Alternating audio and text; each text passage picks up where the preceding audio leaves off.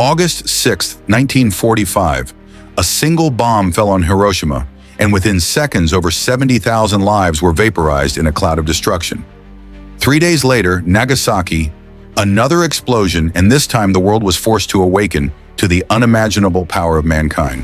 But this wasn't just a battle. It was the moment history shifted, when science became a weapon and humanity had to face its own conscience. In this video, we'll uncover why did the United States decide to drop the atomic bombs? What were the true consequences of those two explosions? And was this the end of the war, or the beginning of a new age of destruction?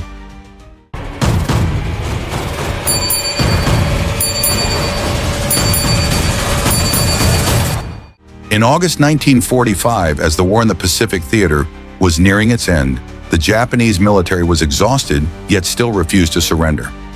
Seeing that the time was ripe, the United States decided to implement a plan unprecedented in human history to use a completely new type of weapon, the atomic bomb, directly on Japanese soil. These were not ordinary bombs.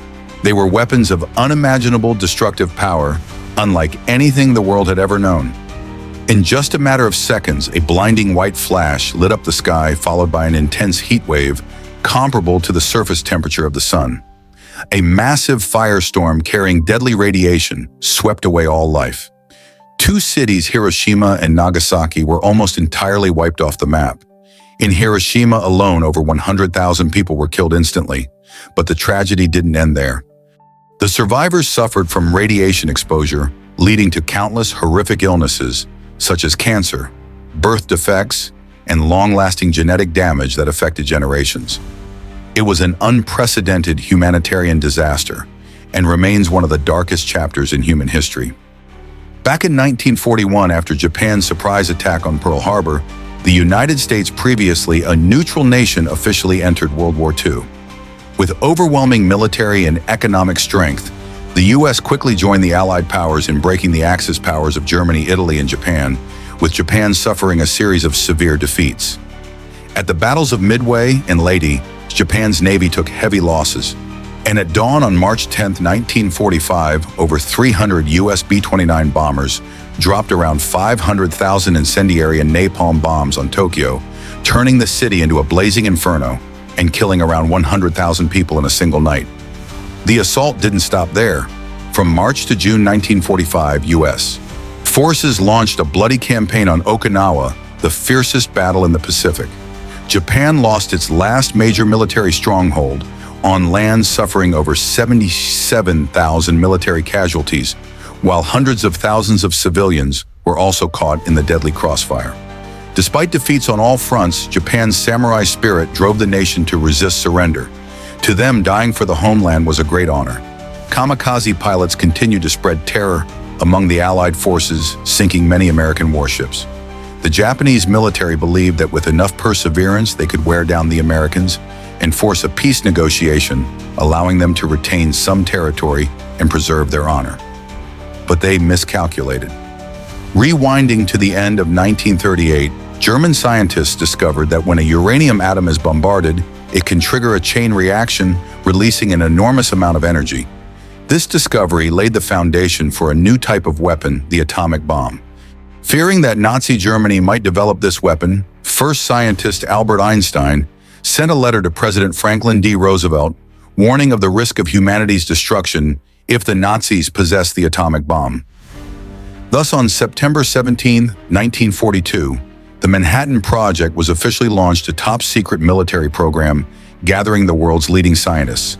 The scientific head was physicist J. Robert Oppenheimer, later known as the father of the atomic bomb. The project's center was located at the Los Alamos National Laboratory, New Mexico, with such strict secrecy that even many high-ranking officials were not privy to all the information. After nearly 3 years of research, in July 1945, the first atomic bomb was successfully tested in an explosion equivalent to 20,000 tons of TNT. With this weapon in hand, the U.S. was ready to deliver the final blow. A workforce of 130,000 people was mobilized for the Manhattan Project, one of the largest and most secretive scientific and military projects in human history. The brightest minds in the world worked here under American leadership, with an enormous budget of $2 billion, an unimaginable sum at that time. Within the project, two different types of atomic bombs were researched and successfully created, one using uranium as the main material and the other using plutonium. After 3 years of tireless work in laboratories, scientists finally produced a weapon they believed possessed unprecedented destructive power, a nuclear weapon. On July 16, 1945, the first atomic bomb in human history, named Trinity, was transported to the Jornada del Muerto desert about 35 miles southeast of Socorro, New Mexico, for testing. When the bomb exploded, it generated a blast equivalent to 20,000 tons of TNT, creating a gigantic fireball and a mushroom cloud rising 12 kilometers high. This spectacle opened a completely new chapter in human history, the era of nuclear weapons. Less than a month later, this terrifying weapon was used in actual combat when the first atomic bomb was dropped on the city of Hiroshima. Earlier in July 1945, U.S. President Harry Truman had issued the Potsdam Declaration, a final warning to Japan: surrender or face total destruction. But Japan remained stubborn. While the Imperial Army was intensively preparing defenses, the political leaders sought a peaceful solution through Soviet mediation. The situation angered President Truman. Everyone knew that in the European theater, victory over Nazi Germany was largely due to the Soviet Red Army's efforts. Meanwhile, the U.S. had yet to achieve a decisive finishing victory. Truman understood that if Japan did not surrender unconditionally, the U.S. could not assert its pivotal role in the greatest war in human history. Moreover, although victorious, the U.S. had suffered severe losses. If the war dragged on, U.S. military casualties alone were estimated to exceed 1 million soldiers, a price too high to pay. And there was another deeply emotional reason the Japanese might have forgotten, but Americans never would. The grudge from the Pearl Harbor tragedy on December 7, 1941, a surprise attack that humiliated the U.S. and thrust it into war. When a general opposed the use of the atomic bomb, Truman coldly replied, "When you fight a wild beast, you have to use its own methods." The Washington administration believed that nuclear weapons were not only the fastest way to end the war, but also a definitive statement to the world, especially the Soviet Union, about the formidable power of America. 4 key Japanese cities were placed on the target list: Kyoto, the cultural, scientific, and industrial center; Hiroshima, a military and logistics base with a massive ammunition depot; Yokohama, home to numerous military factories; and Kokura, the largest weapons depot in Japan. At first, Kyoto was chosen as the primary target because it was not only an industrial hub, but also the cultural heart of Japan. However, U.S. Secretary of War Henry Stimson, who had once honeymooned in Kyoto, recommended removing the city from the list. As a result, Kokura and Nagasaki were added instead. On July 31, 1945, the atomic bomb, codenamed Little Boy, was confirmed complete, ready for its historic mission. The initial bombing plan was set for August 1st, but a major storm swept over Japan, forcing the campaign to be postponed. General Curtis LeMay later confirmed that the bombing would take place on August 6, 1945. Little Boy was a uranium-235 bomb, 3 meters long, 71 centimeters in diameter, weighing nearly 4,000 kilograms, containing 64 kilograms of uranium. Its detonation mechanism was designed like a gun. When 2 uranium cores collided and reached critical mass, a chain reaction would occur, causing a devastating explosion. At noon on August 5th, from Tinian Island, U.S. military technicians carefully removed the bomb from storage. Dozens of pilots stood nearby, their eyes tense and anxious. Before them was no ordinary weapon but a metal death egg with a tail resembling a ventilation fan blade, an ominous symbol of the dark moment about to descend on humanity. After undergoing rigorous inspections, the final step was taken, sealing the nose cavity of the atomic bomb. This procedure was crucial to ensure the internal environment remained stable, maximizing the bomb's effectiveness upon detonation. Once secured, the weapon was carefully loaded onto a specialized transport vehicle and moved to a military base in North Field, located roughly 2,400 kilometers southeast of mainland Japan.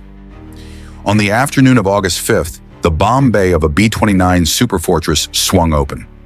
Little Boy, as the bomb was codenamed, was hoisted into place using a hydraulic lift. This marked a turning point in one of the most secretive missions of World War II. The operation involved several B-29 bombers, 3 for weather reconnaissance, 1 to measure the blast, 1 for filming one as a backup, and the main aircraft assigned to drop the bomb, codenamed Enola Gay, commanded by Colonel Paul Tibbets. Enola Gay would spearhead this historic mission.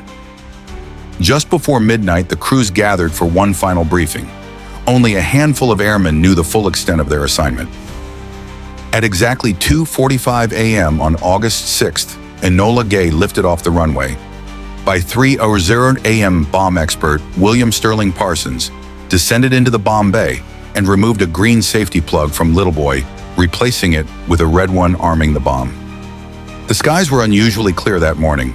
After receiving authorization from Manhattan Project Command, Colonel Tibbets confirmed Hiroshima as the final target.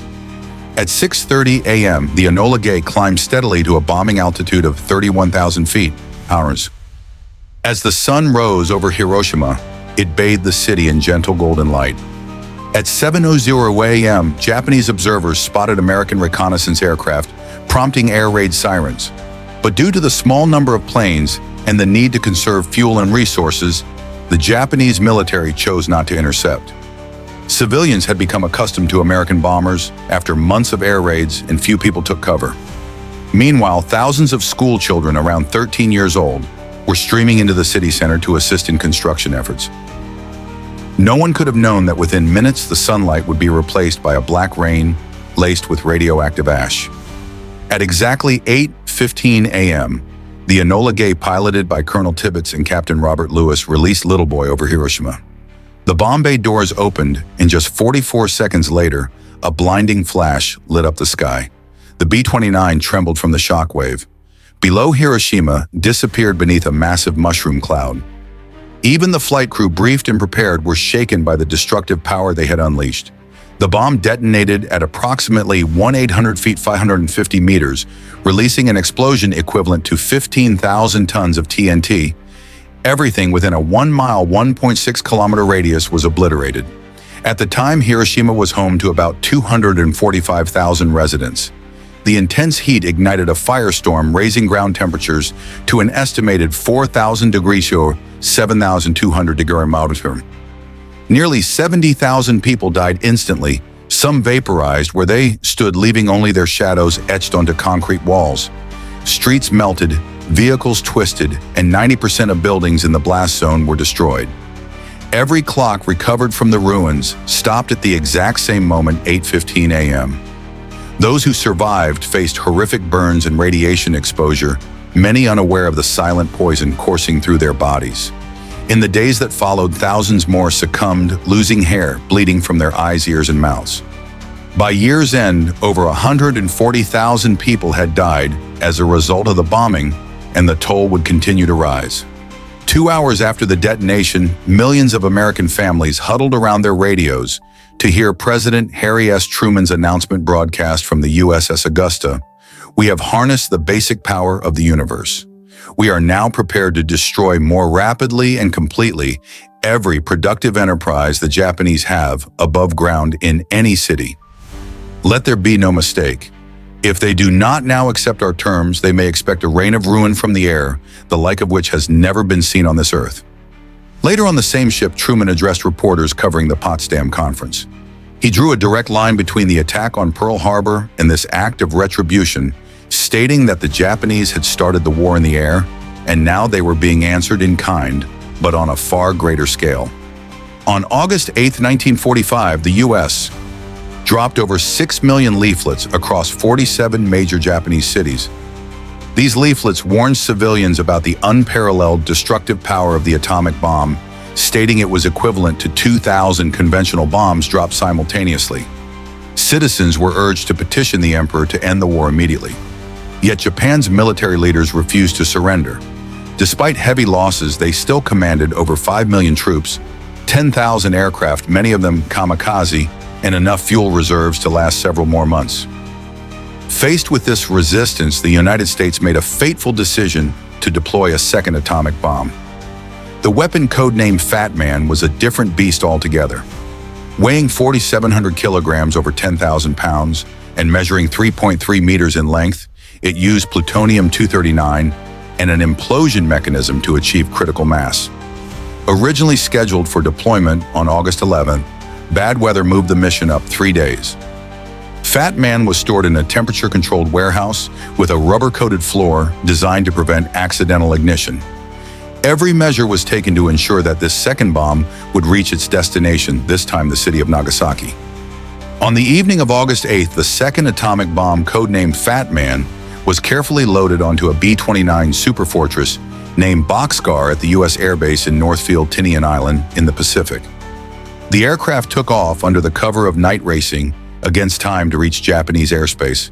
The mission crew consisted of 12 men led by Major Charles W. Sweeney, a mere 25 years old, and Lieutenant Colonel Frederick Ashworth, the weaponeer responsible for initiating the bomb's detonation. The primary target was the city of Kokura, located approximately 170 kilometers southwest of Hiroshima. Kokura housed one of Imperial Japan's largest arsenals and was surrounded by key industrial plants. Nagasaki served as the secondary target, a contingency option if weather or enemy defenses made Kokura unreachable. Unlike the first mission over Hiroshima, which had gone relatively smoothly, this second strike encountered problems at nearly every stage. The plutonium-based Fat Man was far more complex than the uranium-based Little Boy, relying on an implosion mechanism that required extreme precision. As Bockscar approached Kokura's airspace, the city was shrouded in dense smoke, an aftermath of a firebombing raid that had hit a nearby steelworks just 2 nights prior. For 50 minutes, the crew made 3 separate bombing runs, attempting to visually identify the target. Each attempt failed. Heavy cloud cover and thick smoke obscured their line of sight, covering roughly 70% of the city. Meanwhile, fuel reserves were dropping dangerously low, and the bomber was now clearly detected by Japan's defensive network over Yawata. Anti-aircraft fire drew closer, pressing the crew into a critical decision to divert to Nagasaki. Nagasaki, though not the original target, was still a significant military hub. It was home to a major naval base, one of Japan's largest shipbuilding centers, and several key weapons factories operated by the Mitsubishi Corporation, including torpedo manufacturing. Nestled in a long, narrow bay surrounded by hills, Nagasaki's urban population was concentrated in a valley known as Urakami, just under 3 kilometers from the intended drop zone. At the time of the mission, Nagasaki had a population of roughly 263,000, including around 240,000 civilians, 9,000 Japanese soldiers, and approximately 400 Allied prisoners of war. Early that morning at 7:50 a.m., Japan's radar system detected incoming U.S. aircraft and air raid sirens wailed across the city. But by 8:30 a.m., calm returned. Believing it was only another reconnaissance flight, Japanese forces chose not to scramble their fighter jets. Once again, thick clouds hung over the city, reducing visibility. But at the last possible moment, the bombardier, Captain Kermit Bahan, spotted a brief break in the clouds. At exactly 11:01 a.m. Japan time, the bomb bay doors opened and Fat Man was released from the belly of the B-29. After a 43-second free fall, it detonated at an altitude of approximately 500 meters. The explosion was even more devastating than the one in Hiroshima. With an energy yield equivalent to 21,000 tons of TNT, the blast unleashed searing heat of up to 4,000 degrees and shockwaves traveling at speeds near 1,000 km/h. The mushroom clouds soared 18.2 kilometers into the sky. Although the bomb missed its intended target by 3.2 kilometers, the destruction was apocalyptic. An estimated 40,000 people died instantly. Nearly 2/3 of Nagasaki was leveled. The Urakami Valley, once teeming with life, was erased. Human remains were reduced to charred piles. Survivors wandered in a daze, burned blinded and traumatized beyond comprehension. Their skin hung in ribbons, faces swollen, and limbs fused by fire. Among 7,500 workers at the Mitsubishi munitions factory, including students and civilian laborers, 6,200 perished. Another 17,000 to 22,000 workers across other facilities also lost their lives. Nagasaki had been turned into a city-sized graveyard. At the time, almost nothing was known about radiation. Doctors misdiagnosed symptoms such as diarrhea, vomiting, and bleeding as dysentery. Survivors, unprotected and unaware, searched for their loved ones amid radioactive ashes only to fall fatally ill in the days that followed. By early 1946, the death toll had climbed to $80,000. 5 years later, that number rose to 140,000 as radiation-induced illnesses like leukemia claimed even more lives. For those who survived, the agony of burns was surpassed only by the slow, invisible suffering of radiation poisoning, a legacy that would haunt generations to come. According to various sources, the total number of deaths caused by the atomic bombings of Hiroshima and Nagasaki may have exceeded 400,000 lives. Faced with this unimaginable scale of destruction, on August 15, 1945, Japan formally surrendered unconditionally to the Allied powers. World War II, the deadliest conflict in human history, had finally come to an end. While the bombings undoubtedly accelerated the conclusion of the war, the United States' decision to deploy nuclear weapons sparked endless controversy. Many across the world condemned it as a crime against humanity, arguing that it marked the beginning of a new era of fear, a nuclear arms race that would divide nations and threaten future generations with the shadow of annihilation. Yet in contrast, others defended the action as a necessary evil, believing that Japan's surrender marked a pivotal turning point: the liberation of millions of people across occupied territories, the prevention of an even bloodier invasion, and the chance to rebuild a broken world. In the aftermath of the atomic age, one quiet voice rose above the ashes, a voice that would come to symbolize peace, resilience, and the innocent cost of war. That voice belonged to Sadako Sasaki, a 12-year-old girl who developed leukemia from radiation exposure. Inspired by an ancient Japanese legend, Sadako began folding 1,000 origami cranes, hoping they would grant her a wish to live. Her story moved a nation. Paper cranes poured in from across Japan and around the world, symbols of hope, healing, and unity. But the miracle never came. Sadako passed away in 1955, leaving behind a legacy that would outlive the war itself. In 1958, a children's peace monument was erected in her memory at Hiroshima Peace Park. Beneath the statue, these words are engraved: "This is our cry. This is our prayer for peace in the world." Sadako's cranes became more than just folded paper. They became a reminder that even in the face of devastation, humanity must choose compassion over vengeance and peace over power.